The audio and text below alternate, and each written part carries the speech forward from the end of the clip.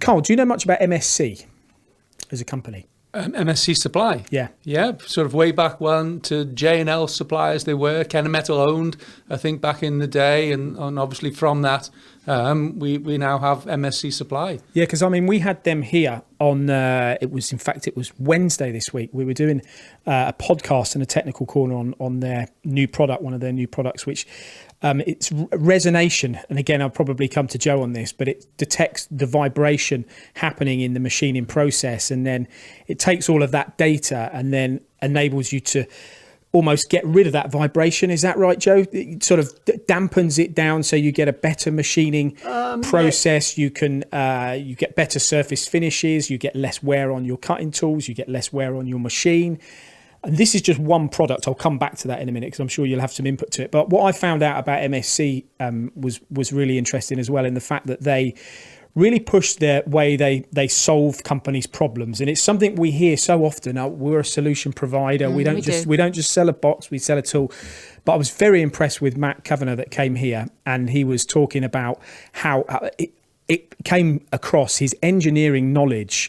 He's done an apprenticeship. He's worked on machine tools. He's worked in the factory using cutting tools. He's worked on CAD/CAM solutions. He's been in service departments and applications departments. So his skill set is what all the other engineers have got that work for MSC as well. So they really are there able to go into a company and they don't just talk about solving problems, but actually improving their business. So it was something I didn't actually know until they came here, which was, I wondered whether you knew that too, because I think they've come on such a long way from the old sort of catalogue orders, great big, thick, heavy catalogue that they used to produce, and the calibre of person they've employed, the whole ethos of what MSC Supply is today, and testimonial to the recruitment. And yes, I know solution providers are an age-old adage, but they certainly are. And testimonial to the, as I say, to the people they employ. They're from the industry. They've come on leaps and bounds. I've noticed in recent years, and I've known of them for a very long time. Well, the Millmax product, as it is basically, it's like an expensive, they hate calling it a hammer, it's an exonerator or an accelerator or something, and you hit the spindle, and what it does is it detects the resonance. Is that right, Joe? Were you listening? Were you there? I was listening, but there were so many words being bandied around, technical. and they were big words. And then from that, you can then detect where this vibration is, and you can then improve your machining process, cut costs, longer tool life. Is that good? Could I have sold that to you? Or was that bad? But do you want PO? Yeah. No, essentially, when you put a tool into a tool holder, every tool in the world will have its own frequency, down to how it's balanced, how many flutes in it. Think of a tuning fork on a piano. It's not a million miles removed from that, really. And you're removing variables with science, essentially. And you're absolutely right. We all open up a back of a catalogue. It's in canal. It's going to be 40 metres at point whatever a rev, and it's a bit of a guesswork because the tooling company have tried that on a brand new machine in a showroom somewhere and have tested it to death.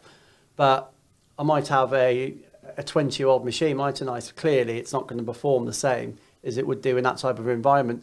With the tap test, which is what this is, it basically uses algorithms to calculate optimum machine efficiency. It's like you're getting the diagnostics of the machine. Yeah, it takes the guesswork out, essentially, because there is an element of guesswork. You know roughly what it needs to be, and then you look at the swath. Now I need to increase my feed rate or decrease it. And they had this dashboard, and you've basically got this like dial in a car, and the green bits up to here maybe is where you can machine in safely. Then it's red for 1,000 RPM, and then it's green again. So you can pick any of the machine areas of green and machine within that. Yeah. But my question was, and I'd be interested to know whether you have thought this, Joe, doesn't a machine tool within itself have all of the ability to detect industry for all these vibrations and monitor these things? So in itself you can create not those. as they are today. I guess going forward there's no reason they can't, but it is about that frequency of the tool. And you can spin the tool around at X amount of RPM, and you can hopefully work out what the run out is and things like that, but you're not going to get the frequency of the tool. I'm glad you said that, because that's exactly what they said too. So I was wrong.